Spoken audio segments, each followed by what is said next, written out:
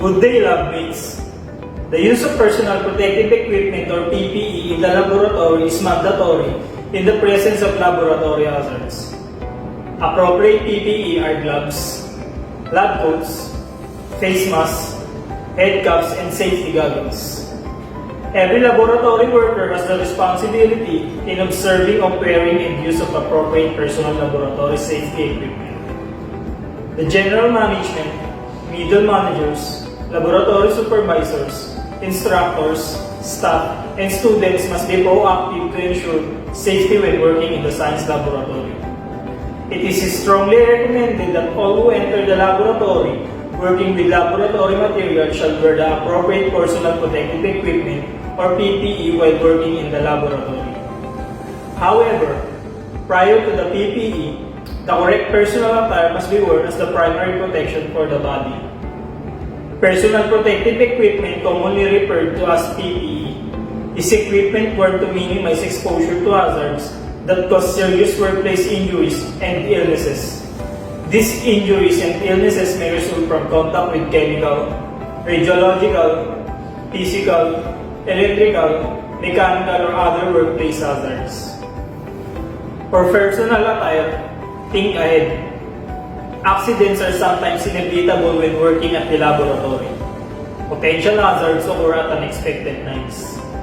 Chemical splashes, biological contaminations, and fire are likely to happen. The body's first line of protection against these hazards is personal clothing. Proper attire in the laboratory lowers the risk.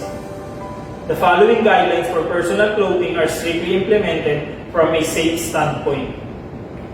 Do not wear loose, skimpy, or torn clothing in the laboratory. Loose or torn clothing presents a risk due to potential ignition, absorption, and entanglement in machinery.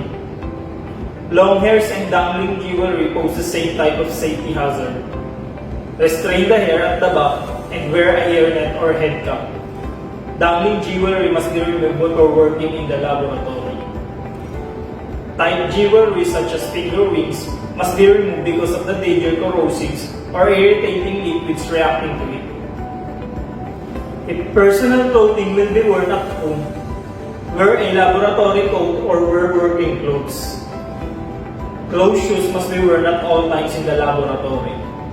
Sandals, open-toed shoes, canvas, and shoes with woven uppers are not advisable due to danger of chemical or biological spillages. The laboratory gown. This is intended to protect the personal clothing from chemical splashes or biological contaminations. Though it serves as protection, it presents a risk for the wearer in terms of combustibility. Cotton and synthetic materials are recommended. Rayon and polyesters are likely to combust. The following are some guidelines to remember on the use of laboratory coats. Always bring laboratory coats or keep it on personal lockers. Always use a clean white coat. Contaminants are easily identified on white coats. Laboratory coats can be penetrated by organic solvents or food cure media. Once contaminated by them, immediately remove the coat. Due to the possible absorption and accumulation of chemical or biological materials on the coat, it is advised not to be worn at lounge rooms, offices, or anywhere outside the laboratory. Always keep in mind the safety of others. Consider the addition of rubber aprons if there is a significant chance of exposure to corrosive materials. Always completely button the lab coats. Unbuttoned lab coats are prone to exposure to hazards. Lab coats made of synthetic fabrics easily burn, melt, shrink, and stick to the skin. Remove immediately when caught in fire. For your eye protection, wearing of safety glasses and goggles are mandatory in the laboratories where there is possible injury due to flying particles or chemical splashes. The type of protective eyewear to be used depends on the nature of the hazard and the frequency of its likelihood. The Occupational Safety and Health Center of the Philippines have a list of tested safety glasses and goggles that pass the requirements of ANSI Z87.1, 1989. In the laboratory class, it is the responsibility of the laboratory instructor to determine the type of eye protection required and its enforcement. The following eye protection equipment are recommended. Safety glasses. Cheaper and always available at the medical supply stores, but offers minimal protection from chemical splashes. Safety goggles. May be costly than the glasses but provides optimum protection from accidental chemical splashes or sudden impact from flying materials, such as strong caustics or acid, and popping of cork plug in test tubes. Scope of protection includes front, side, upper and lower part of the eyes. Tighten or loosen the strap or vest fitting.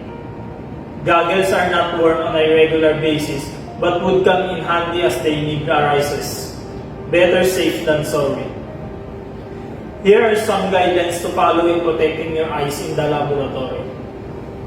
Avoid the use of contact lenses. For the use of contact lenses, it poses significant danger when worn at the laboratory. It is not recommended to wear them when an activity entails exposure to chemical fumes, vapor, or splashes, intensive or highly particulate atmosphere.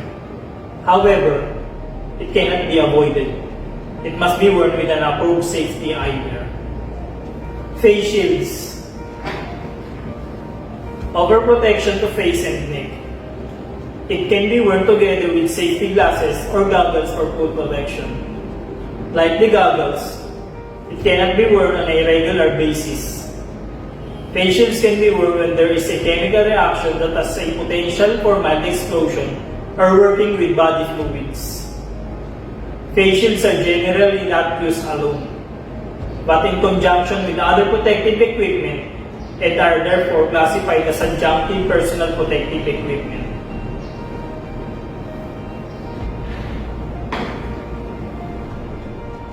Face mask are used simply to protect the upper respiratory tract from noxious fumes or airborne pathogens. It also provides protection of the mouth and nose from chemical splashes. It does not guarantee total protection. Thus, the use of engineering controls such as fume hoods and exhausts is utilized to minimize exposure. Consider also the appropriate mask use depending on the material handling. Some guidelines in proper use of disposable face masks. Wash hands before wearing the mask. Check the mask for integrity.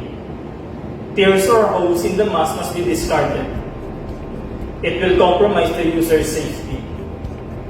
Determine the stiff, bendable part of the mask to mold the shape of the nose.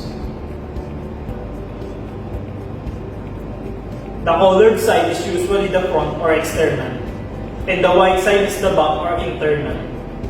Ensure that it is securely fitted to accommodate possible entry of contaminants. Mold and pinch the bendable top part of the mask to the nose. Pull the bottom of the mask to the mouth and chin.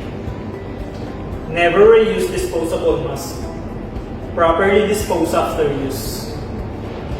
Never use another person's mask.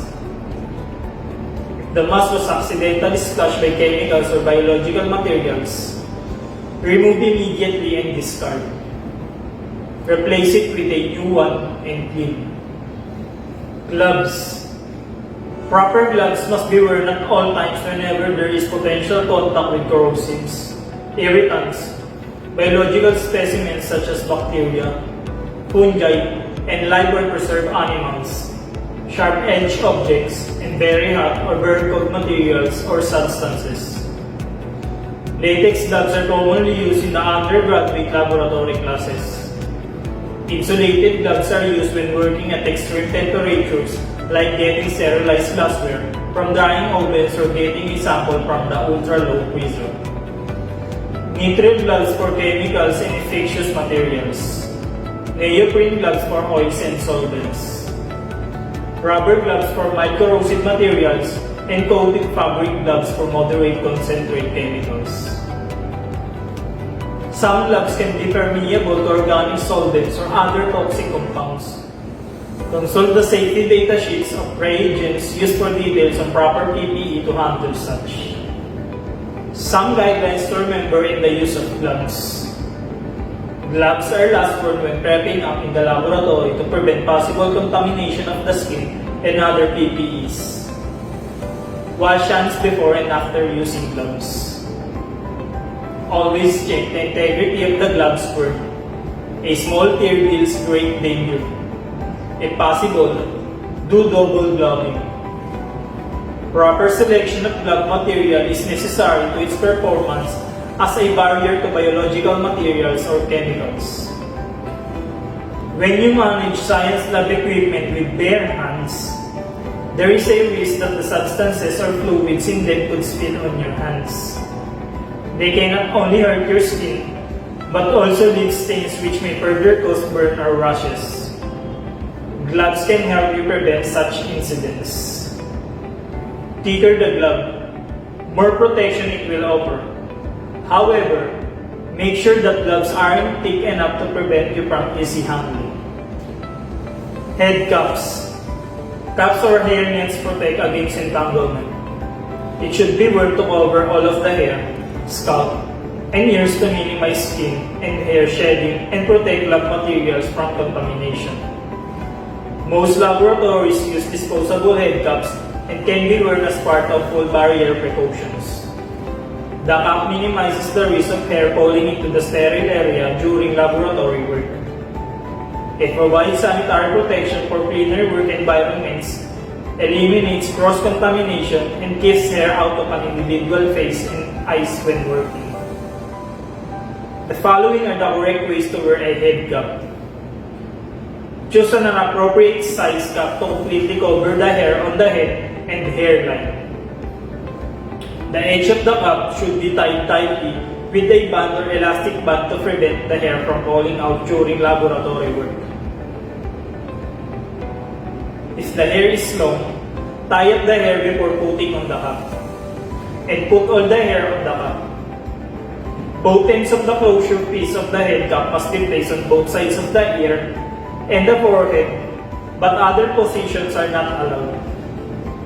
Disposable head caps must be used only once.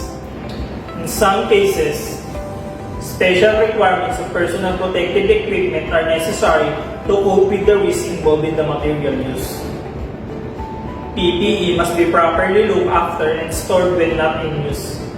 Example, in a dry, clean cupboard. If it is reusable, it must be clean and kept in good condition, such as lab gown, goggles, and head cap. And if it is disposable, dispose properly after use.